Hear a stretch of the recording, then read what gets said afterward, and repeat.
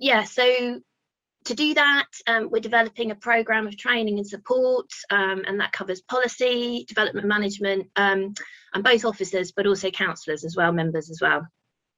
And in terms of outputs, we want to get a community out there of planners and members so you guys can talk to each other and share experience. Also, we've got our website and we can have resources and running events as well. And I'll cover a bit more about what we've already done. Okay. So a bit of an intro to Biodiversity Net Gain. Hopefully most of you know this already, but basically Biodiversity Net Gain is an approach to development that aims to leave the natural environment in a measurably better state than it was beforehand. And I think the key there is really measurably. So we need to know what it's like now and then what it's going to be like in the future and understand that it's going to be better.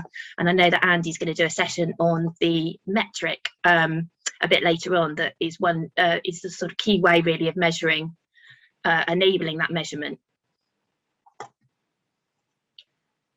Okay, so why bother with Biodiversity Net Gain? Biodiversity is declining, and that's across the world. At the moment, the sort of figures reckon that there's been about a 20% decline in biodiversity over the last 50 years worldwide, and that's in this country, that's despite us having policies for no net loss. So we've got the Natural Environment and Rural Communities Act, which has biodiversity, sets biodiversity in legislation, biodiversity protection and enhancement, and also the National Planning Policy Framework has it has a policy requirement for net gain, but it's so far it's not enough, and it's feeling that it's time to be more ambitious. But I think it's important as local authorities to think about how this links into other aspects of your priorities. So it's about the biodiversity emergency, it's about addressing that, but actually it delivers so much more. And one of the things we've found from the conversations we've been having with local authorities over the last 6 months or so is that the ones that are really progressing with Biodiversity Net Gain, they've really integrated it with their thinking around their other priorities. So for example, Plymouth, it's very integrated with their placemaking for making Plymouth a better place to live and work. And they've linked it in with sort of public realm improvements and green infrastructure. Other places are looking at the link into active travel. Warwickshire have built a huge team based on Biodiversity Net Gain, and so it does offer a potential income stream. And it also links to other agendas because biodiversity in itself delivers a lot of benefits for people around mitigation of climate change impacts and flood resilience. So I think it's really important to sort of not necessarily see it in isolation, but to see it as helping deliver a lot of these things as well. What I loved was we ran an event for councillors back in July, and we had a councillor from Salford presenting at that, telling us what they were doing. And the first thing he said is Biodiversity Net Gain is about equality. It wasn't what I was expecting him to say, but for me that was a really positive way of looking at it, that it's you know, it's important to protect biodiversity for and of itself, but it also has these other benefits. Okay, so in terms of what we have now, there is a policy out there in terms of Biodiversity Net Gain, so the National Planning Policy Framework, and there's also really helpful planning practice guidance that runs through more detail around implementing Biodiversity Net Gain. It's actually quite useful. Biodiversity Net Gain is referred to in both the National Infrastructure Commission's and MHCLG's design guides. The national policy statements for infrastructure refer to delivery of Biodiversity Net Gain. And we also have recently released the new biodiversity metric, Biodiversity Metric 3, which Andy's going to cover later. So that offers a way to measure it. So there's a lot already out there in terms of what can be done, but what's coming? So the Environment Bill, it's currently going through, it's been through the Lords, it's going back through Parliament now. The expectation is that it will receive royal assent next month. We're still expecting that. It actually covers quite a range of issues. So it covers air quality, water, waste and resources, as well as nature and biodiversity. And it also brings in these new things called conservation covenants, which are around legal agreements for pieces of land to secure them in the long term for conservation, nature conservation. It sets up a new Office for Environmental Protection, particularly because the sort of EU regulation around some of our environmental protection has been lost with Brexit, so that's coming in there. And in terms of nature and biodiversity, as well as biodiversity net gain, we've got new local nature recovery strategies, which I know Rachel and Geraldine will be talking about later. There's a strengthened biodiversity duty on public authorities. So there's already a duty in the Natural Environment and Rural Communities Act, but the wording's been tightened up a bit on that. There's some provisions around strategic protected site and species strategies. So these are strategies that protect Natura 2000, so European protected sites, and also European protected species, so working beyond the application stage at strategic level, and it sets those out in legislation. And then also in terms of local authority requirements, there are some new tree felling consultation requirements. So that's the kind of overarching stuff on nature and biodiversity. Going into the biodiversity net gain specifically. So I guess the important thing to know is the Environment Bill sets out a lot of principles around biodiversity net gain and how it's going to work, but there's a lot of detail we don't know about yet. And often that detail is what you guys need to know and want to know to do your jobs, which makes it a little bit tricky. But one of the things we're really trying to do through our project, and our sort of steering group for the project has agreed, is how can we help local authorities get on now and show them that there's stuff that they can do that's, you know, not going to conflict with the new legislation, that they can take, you know, take action now. But anyway, in terms of what we do know, Biodiversity Net Gain will amend the Town and Country Planning Act. There will be a requirement for a minimum of 10% net gain, calculated using the biodiversity metric. And there'll be requirement for approval of a net gain plan with applications as well. Habitat needs to be secured for at least 30 years, and that will be via obligations, all these new conservation covenants. New habitat can be delivered, so when I say new habitat, it can be enhancement of existing habitat. It can be delivered on site, off site, or there's going to be a new statutory biodiversity credit scheme. I've got the next slide going into a bit more detail about that. There's going to be a national register for net gain delivery sites. But the important thing is that it doesn't change all the existing legal protections for important habitats and wildlife species. So all those are still in place. This comes above and beyond that. And it also maintains the mitigation hierarchy. So where you should avoid impacts first, if you can't avoid them, mitigate for them, and only as a last resort compensate for them. So that all is maintained. Biodiversity net gain comes on top of all these. So it's an additional thing rather than replacing any of these. It was recently announced a few months ago that it will apply for nationally significant infrastructure projects, but it doesn't apply for marine development. Okay. So in terms of biodiversity net gain delivery, at the moment, you can provide, or a developer can provide biodiversity net gain on site, and that's delivered via habitat creation or enhancement, usually via landscaping, green infrastructure, or they can provide it off-site, and that's usually delivered again through habitat creation or enhancement on land holdings, or potentially via habitat banks. And it might be that you do one or the other of those, or a bit of a combination of the two. So it might be that you can't deliver net gain on the site, so you go sort of up to your no net loss and then deliver the net gain off-site. And that's all measured, if you use the biodiversity metric, it's measured in units. So you calculate the units of the site as it is, and then a percentage difference in those. The new statutory credit system is only going to come in if units aren't available, and it's going to deliver landscape scale strategic habitat creation, delivering nature-based solutions. The important thing to note is it's not going to be locally specific. So there will be projects identified, it will be delivered nationally, but if you have a site that can't deliver on-site, off-site biodiversity net gain locally, and it ends up in the statutory credit scheme, there's no guarantee that it will end up, for example, delivering in the Tees Valley. There is going to be, there are going to be measures in the legislation to make sure that it's the sort of least preferred option for developers. Exactly how, we're not sure. We know one of the things will be the sort of costing of units and that sort of thing. But it's worth bearing in mind that sort of trying to get that local delivery is probably going to be quite important for you as local authorities. The other thing I should say about these slides is they're shamelessly pinched from Natural England colleagues, so they do have the kind of backing of Natural England, if you're just wondering that. I haven't made them all up. So I guess just to say, yes, we don't have all the details now exactly what's going to happen, but there is a tremendous amount of preparation underway. Natural England are taking a fairly inclusive and open approach. They're trying to work directly with local authorities and get their input, but also through this project, they're very, very keen to get feedback from you guys through us. We've already run some workshops and done a report of those, and they've been really pleased to sort of see the emerging messaging from that. So they are really trying to get that input and understand how it's best going to work. They're engaging with other sort of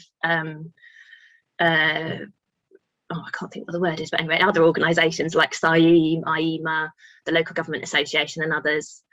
So there's all sorts of things being worked on, things like how this statutory biodiversity net gain credit system is going to work, including who will run it. We don't know that at the moment. Natural England are working on digital platforms for both this register and for the credit scheme. DEFRA are working on new burdens. So it's important to note that DEFRA have committed to funding all the new burdens coming out of the Environment Bill. We're still waiting for an announcement on those. The expectation is the biodiversity net gain bits will come sort of separate to the rest of the Environment Bill. And they've done some work with the Association of Local Government Ecologists and the Association of Directors of Environment Planning and Transport, which included a survey of local authorities to understand what the situation was now and what was likely to be needed.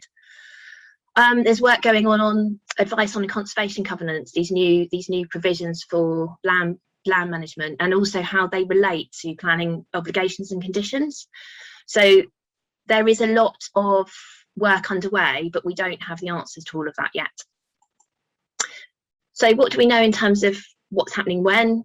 So this summer there was a report on the pilots for the local nature recovery strategies, and there's a consultation out now, which I think the deadline is the beginning of November, on local nature recovery strategies. There was a new British standard for biodiversity net gain. It's more aimed at kind of practitioners, developers, those actually doing it, but it's useful for you guys to be aware of, because if developers are meeting that standard, it's quite likely that their applications will be of a good standard, and we'll know that they're sort of meeting the guidelines that are out there. As I said already, the new biodiversity metric's been published, and it's been accompanied by a small sites metric, recognising that obviously small sites, we don't want too onerous requirements on those in terms of delivering biodiversity net gain and measuring it. That small sites metric is out as a beta version, so it's being tested at the moment. So coming up very soon, we're expecting Royal Assent for the Environment Bill. We're also expecting a consultation from DEFRA on the secondary legislation. So this is a lot of the details around some of that stuff that we know the principles around, but we don't know exactly how it's going to work. A consultation on all of that. And that includes details on the statutory credits. We're also expecting an announcement on new burdens. So fingers crossed that'll sort of come soon. And then in the spring, DEFRA will respond to the consultation, so that will be really, really helpful for us in terms of understanding the direction of travel for all this. There's also proposed to be a consultation on the biodiversity metric. It's going to be more around, well, it's not firmed up for now because it has to go through various approval processes, but I think the hope is that it will be rather around the sort of technical aspects of the metric. It'll be more around how often it's updated, how it gets updated, how it gets used. DEFRA expecting to roll out local nature recovery strategies in the spring as well. And then this is all ready for mandatory biodiversity net gain coming in autumn 2023. And 6 months before that, it's expected that this digital biodiversity net gain site register is in place, as well as the statutory credit service. So those are already 6 months before. So that's the current, what we know. So what we've been thinking about at PAS is what all this means for you guys as local authorities, and we understand what the timescale is in terms of the Environment Bill, but we know that some local authorities are already doing stuff. some aren't, some are perhaps waiting for more of these details to come out. And what we're trying to work on is really what the journey is for you guys from wherever you are now, whether that's already delivering biodiversity net gain and already having off-site schemes in place, or perhaps right at the start where you don't even have a policy in your local plan. So we're working on this now. We're going to sort of tighten it up a bit more, but just thinking around the kind of things that local authorities that are already doing this or have started doing it have sort of been thinking around. And as I said already, it's linking biodiversity net gain into placemaking principles. So just making sure that it's not a separate policy that doesn't link in with the rest of your policies in your plan. There's some thinking around what evidence base you need for your local plan, and whether you want biodiversity net gain policies in there with a bit of local distinctiveness. We've actually had questions asked about, you know, if it's going to be mandatory, do we need a policy? Because it will be mandatory anyway, but there is a real argument for having some local flavour in your policies as long as they're compliant with the legislation, you know, particularly around delivery of habitats off-site or even on-site, what kind of habitats you want delivered. And also some local authorities are looking at, you know, a target higher than 10%. An agreed target is needed, and the agreed metric. And, you know, the expectation is going forward that would be the biodiversity metric. Some local authorities have an SPD detailed guidance, not necessarily necessary, but those are there. And then something around off-site delivery, which hopefully the local nature recovery strategies will help feed into. Then in terms of development management, it's obviously around that, you know, how do you make decisions? Perhaps a validation checklist for biodiversity net gain might be helpful, so you don't validate applications when they come in if they haven't got, for example, you know, going forward they'll need a net gain plan if they don't have that. How do you actually assess biodiversity net gain? And then once you get to approvals, maybe some standard conditions, a template for Section 106 agreements. And then it comes to the actual delivery. You know, how do we know this is actually going to happen and be done? How do you assess sites for biodiversity net gain? Do you have your own habitat bank as a local authority, or is there a third party off-site delivery service? How's this national credits scheme going to work? And then thinking about monitoring to make sure it actually happens both on site and off site. So there's a lot of stuff to think about, but there are a lot of local authorities who are already testing this and doing it. So we've got quite a lot of good practice out there that we can share, which I think's hopefully really helpful. So just to sort of run through what we've done so far on the project and what we found out. So what we've been doing, I'm just going to take a slug of water. We've done a lot of information sharing with Natural England and DEFRA to understand what they're doing, what their timelines are, what they know, what's still to be decided. Back in April, we pulled together a project plan with evaluation and communications plans, which was approved by our steering group. The steering group has got DEFRA and Natural England, as well as the Forestry Commission, Environment Agency and MHCLG on it. We've got a website. It's got some content at the moment, but we're going to be adding to that. We've got a knowledge hub. So PAS has this sort of discussion forum. So we've got that all set up with where you can, contribute bits for discussion. Back over from May to July, we ran 5 workshops for local authorities. So we had 3 for officers, another one for officers that was specifically for London with the Greater London Authority, just because of the specifics of the London policy contacts with the London plan. It's quite different there. And also one for elected members. And we've got an officer advisory group for the project to help us make sure that what we produce is useful and delivers for you guys. So just thought it might be helpful to kind of get some underlying info about what we found out from the local authorities in the workshops. So we had 204 different local authorities engaged. And more than 290 officers. The majority were planners, because that's sort of where we pitched it. And the majority of those were in policy rather than development management. And for the members event, we had 77 elected members. And we did a little, at the beginning of the events, we did a little, how do you feel about net gain in one word? And this is one of the word clouds from the event. So you can see that we've got a big positive there, which I think is great. But, you know, there are some concerns, you know, there's worried, waiting, intrigued, resourceless, confused.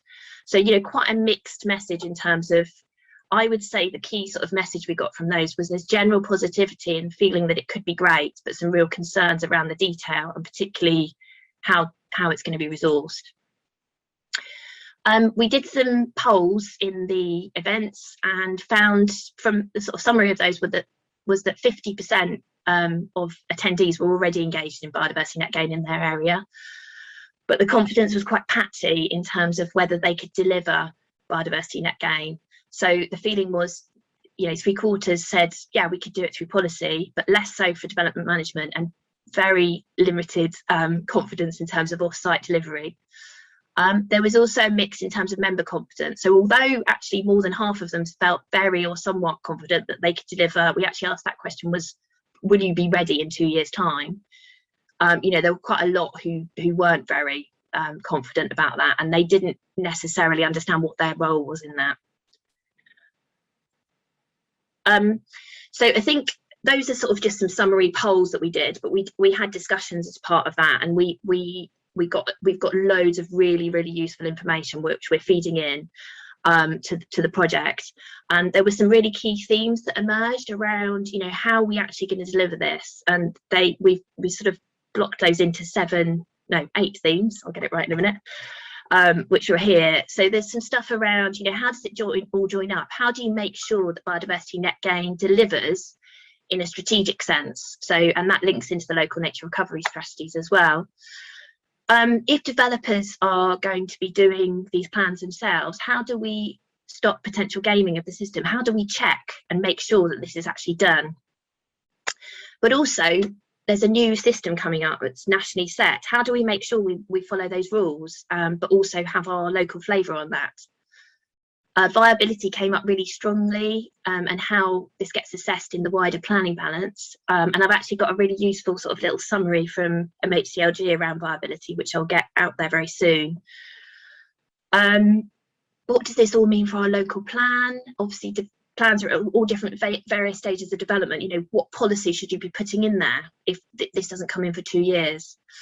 And also, how do you join it up with wider environmental planning? So if we're providing mitigation for other things, how do you stack that up? Can you do biodiversity net gain on the same site as you're doing something for nutrient neutrality, for example? Or is that not allowed? Or if you're providing ponds for great crested newts, can you do that with biodiversity net gain, and how does that work? And then obviously a key one is going to be, you know, who's actually going to do this work, and do we have the skills we need? How do we do that? So what we've done is we've taken all that information, all the input we've had both through the workshops and conversations with local authorities, and we've sort of gone back to our steering group and said, right, okay, you know, we've got a base offer, which was what we originally planned to do, which was some guidance around how do you do biodiversity net gain for policy, how do you do biodiversity net gain for development management, and that's both for planners and councillors. But another element we've brought in is really around overarching principles. Where does this fit in terms of generally your planning policy and your approach as a local authority? And that was felt to be really important, not only from a sort of planner's perspective, but also in terms of getting this embedded in the council as a whole, and, you know, potentially with managers and that sort of thing. So then the other side is all these sort of questions we've got around implementation. How do you actually deliver this? What can we do? And unfortunately, at the moment, quite a lot of that we can't answer because we don't have the details that we need. But there is some stuff we feel we can helpfully do around resourcing. So perhaps sharing some models of how existing local authorities resource biodiversity net gain. And also, as I said, we've got some sort of info, very limited info from MHCLG, but it's quite useful messaging around viability. But there is some research already out there around viability. Again, we can sort of share that. And the other thing we've sort of agreed with our steering group is that we're going to do some work around the consultation. So that's coming up, and to help local authorities understand that and what's coming up. So, yeah, we'd love you to get involved. Obviously, I'm going to take back what I hear today back into the project. But just to let you know, we've got a biodiversity metric workshop running on the 18th of October. That's on Eventbrite. You can sign up to that. That's being run by Natural England, but we're hosting it. As I said already, we're developing guidance materials. basically the aim of those is to say, you know, where we don't have the detail, it's to help understand what you can do now that's not going to conflict with what's coming in the future. What we found was a lot of local authorities were very worried about doing stuff, obviously for the next year or so, that then they have to change because the mandatory situation. So we're working very close with Natural England and DEFRA, so we can develop some stuff to say, look, this is stuff you can start now and it will be okay. As I said, we're hoping to run events around the DEFRA consultation when that comes out. I don't know the detail of that yet because we haven't seen the consultation, and we've sort of only just agreed that with DEFRA. But I think what will be really helpful with it will set a bit of a direction of travel around some of these things that we're not sure about. We don't know where they're going. At least give us an idea of where they might be heading. We'd be really keen to hear your case studies and examples. We want to really illustrate this with real places and what struggles you're having. So I don't necessarily want a load of case studies where you're delivering it perfectly and it's all going great. I want to understand the issues as well. And, you know, one of the things we've perhaps talked to some local authorities that are a bit further ahead of is, you know, how long it's taken them to get to the stage they're at. But ideally, if we can share some of the struggles they've been through, then everyone else doesn't have to repeat those. As I said already, we've got an officer advisory group. If you're interested in joining that, please do let me know. That would be brilliant. We really want to get, you know, input from a range of local authorities to inform the project. And we've got a smaller working group that's working on this sort of journey to mandatory biodiversity net gain. So again, let me know if you're interested in that. Yeah, and we're just really interested in knowing, you know, who's engaging with this, who's struggling, what are the issues for you. It's likely that the projects will focus on particular local authorities going forward. The original plan was for us to do a sort of broad-based offer in the first year and then focus next year. Because of the timing and we don't have all the details, that's going to be a bit later. But there is talk potentially about, you know, some pilots and that sort of thing. So, you know, I guess just keep in touch and let us know how you're getting on. And yeah, that's everything I was going to say. So I will get rid of this.